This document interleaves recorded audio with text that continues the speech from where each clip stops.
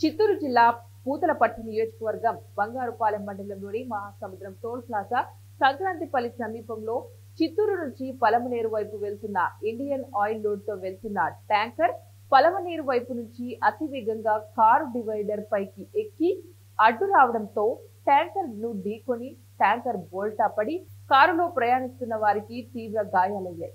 అయితే ట్యాంకర్ లో పెట్రోల్ మరియు డీజిల్ రెండు రోడ్డుపైనే పడితే ఏమాత్రం ప్రమాదం జరిగినా సంక్రాంతిపల్లి గ్రామంలో ఒక్క ఇల్లు కూడా మిగిలేది కాదని ప్రజలు పండుగ పూట పెద్ద ప్రమాదం తప్పిందని అంటున్నారు. సమాచారం అందుకున్న పోలీసులు సిబ్బంది భారీ ఎత్తున చేరుకొని ఫైర్ ఇంజిన్ కు సమాచారం అందించారు. ఫైర్ ఇంజిన్ ద్వారా సహాయక చర్యలు చేపట్టారు. గాయపడిన వారిని చిత్తూరు ప్రభుత్వ హాస్పిటల్కి తరలించారు. ఈ ఘటనపై పూర్తి వివరాలు తెలియాల్సి ఉంది. యాదమూరు నుంచి ఎక్కడికి లోడింగ్? పలమనేరు లోడింగ్ ఎట్లా జరిగింది? ఆ పక్క నుంచి ఆపోజిట్లో వచ్చి దుర్గుతేసినాడు. పెట్రోల్ ట్యాంక్ అయితే యాదమూరు లోడింగ్